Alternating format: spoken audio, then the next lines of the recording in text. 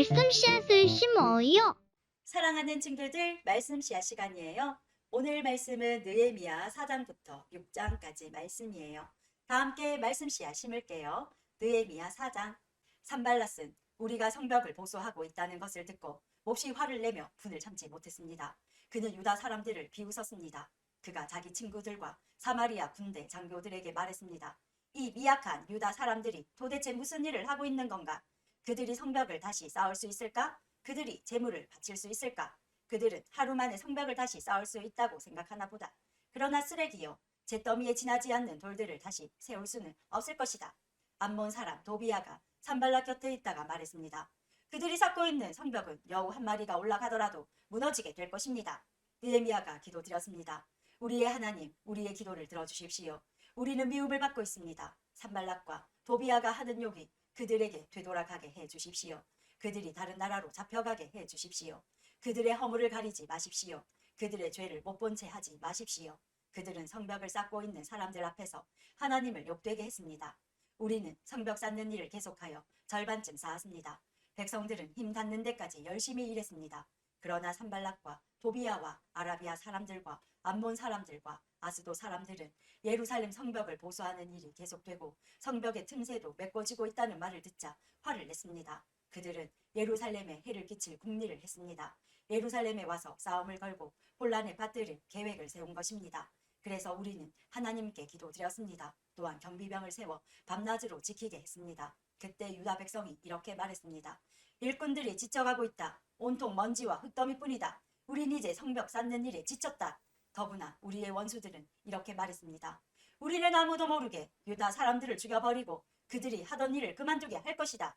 원수들 가까이에 사는 유다 사람들이 와서 적들이 우리를 공격하려고 호시탐탐 기회를 노리고 있습니다 하고 10번이나 알려주었습니다.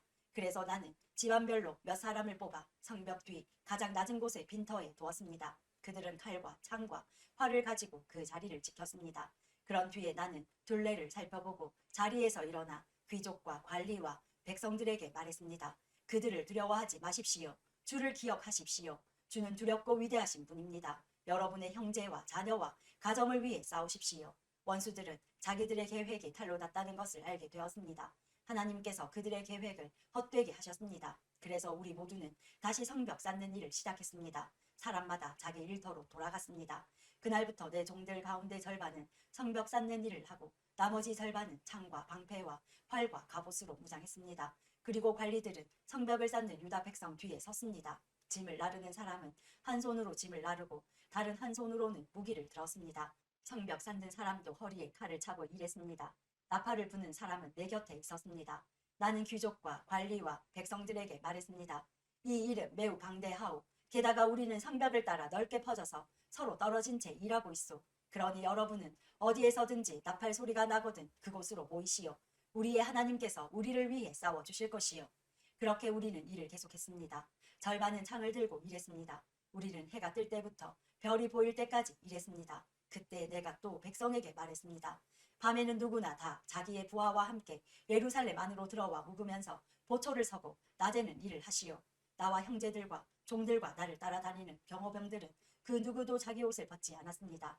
물을 길러 갈 때조차도 무기를 가지고 다녔습니다. 5장. 백성 가운데 어떤 사람들이 자기 아내와 더불어 그 형제 유다 사람들에게 큰 소리로 불평했습니다. 그 사람들은 이렇게 말했습니다. 우리는 자식들이 많아서 식구가 많다. 살아남으려면 먹을 곡식이 필요하다. 어떤 사람들은 이렇게 말했습니다. 먹을 것이 너무 부족하다. 곡식을 얻으려면 밭과 포도원과 집을 저당 잡힐 수밖에 없다. 또 어떤 사람들은 이렇게 말했습니다. 왕에게 세금을 바치려면 밭과 포도원을 저당 잡히고 돈을 빌어 쓸 수밖에 없다. 우리는 다른 유다 민족과 다를 바가 없으며 우리의 아이들도 그들의 자녀만큼 귀하다. 그런데도 우리는 아들, 딸을 노예로 팔아야 한다.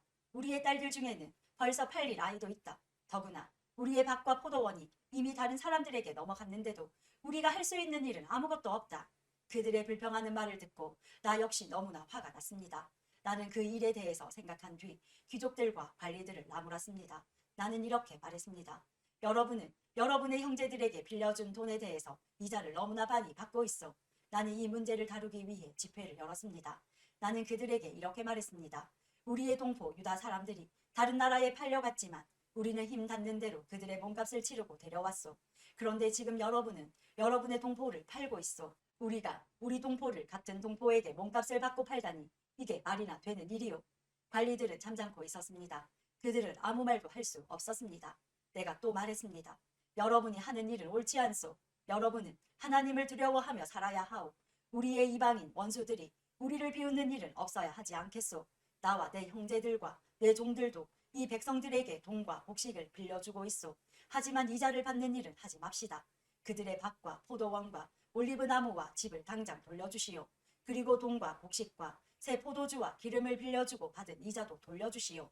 그들이 말했습니다. 돌려주겠습니다. 그들에게서 아무것도 받지 않겠습니다. 당신이 말한 대로 하겠습니다. 나는 제사장들을 불렀습니다. 그리고 귀족과 관리들에게 그들이 한 말을 지키겠다는 맹세를 하게 했습니다. 나는 내 옷의 주머니를 털어보이며 말했습니다. 누구든지 자기 약속을 지키지 않는 사람은 하나님께서 그 집과 재산을 이렇게 털어버리실 것이요. 그런 사람은 빈털터리가 되고 말 것이요. 그러자 그곳에 있는 모든 사람이 아멘이라고 말했습니다. 그들은 여호와를 찬양했으며 사람들은 약속을 지켰습니다. 나는 아닥사스다 왕 20년에 유다 땅의 총독으로 임명되었습니다. 나는 아닥사스다 왕 32년까지 12년 동안 총독으로 있었습니다. 그동안 나와 내 형제는 총독에게 지급되는 음식을 먹지 않았습니다. 나보다 먼저 총독으로 있던 사람들은 백성에게 무거운 짐을 지웠습니다. 그들은 각 사람에게서 은 40세겔을 거두었습니다. 그리고 그들은 음식과 포도주도 거두어 드렸습니다. 심지어 그들의 종들까지도 백성을 부려먹었습니다. 그러나 나는 하나님을 두려워하기 때문에 그런 일은 하지 않았습니다. 나는 성벽 쌓는 일에 힘을 쏟았습니다. 그곳에 모인 내 종들도 그러했습니다. 우리는 밭을 사들이지 않았습니다. 게다가 나는 우리 주변의 여러 나라에서 온 사람 말고도 유다 사람과 관리 150명을 먹여 살렸습니다. 그들을 먹여 살리기 위해 날마다 황소 1마리와 기름진 양 6마리와 닭들을 준비했습니다. 그리고 열흘에 한 번씩 각종 포도주도 준비했습니다. 그러나 나는 총독이 되면 당연히 받아야 할 음식을 한 번도 달라고 하지 않았습니다. 그렇게 한 까닭은 백성들의 짐이 너무 크다는 것을 알고 있었기 때문입니다. 나의 하나님, 내가 이 백성을 위해 한 모든 일을 기억하시고 나에게 자비를 베풀어 주십시오. 6장. 내가 빈틈 하나 남기지 않고 성벽을 다 쌓았다는 말을 산발락과 도비아와 아라비아 사람 게셈을 포함하여 우리의 원수들이 들었습니다. 하지만 그때까지도 문짝은 달지 못한 상태였습니다. 산발락과 게셈이 나에게 전가를 보냈습니다. 느헤미야여, 오늘 평야의 한 마을에서 만납시다. 그러나 그들은 나를 해칠 계획을 꾸미고 있었습니다. 그래서 나는 사람들을 보내어 이렇게 말했습니다. 지금 중요한 일을 하고 있으므로 내려갈 수 없소. 이 일을 끝마치기 전까지는 당신들을 만날 수 없소. 산발락과 게셈은 똑같은 전가를 4번이나 보냈습니다. 그때마다 나는 똑같은 대답을 하였습니다. 산발락이 5번째로 자기 종을 시켜 나에게 전가를 보냈습니다. 그 종의 손에는 봉하지 않은 편지가 들려 있었습니다. 그 편지의 내용은 이러합니다. 당신과 유다 사람들이 왕에게 반역할 계획을 세우고 있다는 소문이 온 나라에 퍼지고 있소. 가스무도 그 소문이 옳다고 말하고 있소. 당신이 성벽을 쌓고 있는 것도 그 때문이라고 하오. 그 소문에 따르면 당신이 그들의 왕이 되려 하고 있다는 것이요. 또한 당신이 예언자들을 내세워 예루살렘에서 유다의 왕이 있다라고 선언하게 한다는 것이요.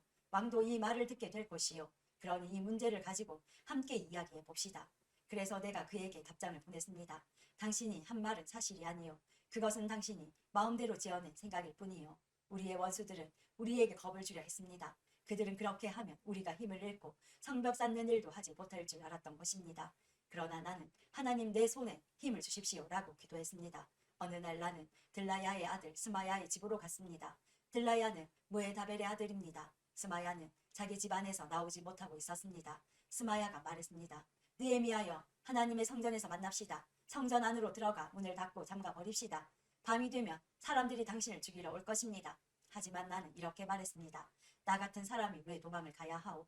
왜 내가 성전으로 도망가서 목숨을 건져야 하오? 나는 가지 않겠소. 나는 스마야의 말을 들으면서 그것이 하나님께 받은 말씀이 아니라는 사실을 깨달았습니다. 도비아와 산발라시 그에게 돈을 주어 나에게 이런 예언을 하게 한 것입니다.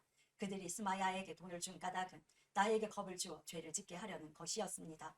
그렇게 되면 나에 대해 좋지 않은 소문을 퍼뜨려 나를 해칠 수 있기 때문입니다. 나는 이렇게 기도했습니다. 나의 하나님, 도비아와 산발랏을 잊지 말아 주십시오. 그들이 한 일을 잊지 말아 주십시오. 그리고 여 예언자 노아냐와 나에게 겁을 주려 한 다른 예언자들도 잊지 말아 주십시오. 마침내 예루살렘에 성벽 쌓는 일을 마쳤습니다. 그때는 엘르월 25일이었습니다. 성벽을 다 쌓는데 52일이 걸렸습니다. 우리의 원수들이 그 소식을 들었고 주변의 모든 나라들이 그 모습을 보았습니다. 그들은 이 일이 하나님의 도우심으로 이루어진 사실을 알고 두려워 떨며 겸손히 있었습니다. 그런데 성벽을 쌓을 동안 유다의 귀족들이 도비야와 편지를 여러 번 주고받았습니다. 많은 유다 사람들이 도비야에게 충성을 맹세했습니다. 왜냐하면 도비야는 아라의 아들 스가냐의 사위였기 때문입니다. 도비야의 아들 여호하난도 베레게아의 아들 무술람의 딸과 결혼했습니다. 그 귀족들은 내 앞에서 도비야를 칭찬한 뒤 내가 하는 말을 도비야에게 일러 바쳤습니다. 그래서 도비야는 나에게 겁을 주는 편지를 보냈습니다. 오늘도 말씀 씨앗 모두 잘 심었어요. 우리 내일 또 만나요.